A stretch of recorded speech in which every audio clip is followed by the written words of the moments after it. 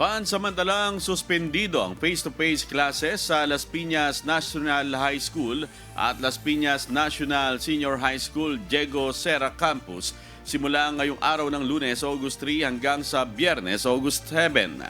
Ito'y matapos ang nangyaring pagkamatay ng isang grade 9 student nang saksakin ng kanyang kaklase dahil sa umano'y hindi na ibalik na 10 pisong sukli nang bumili ng tubig sa kantina.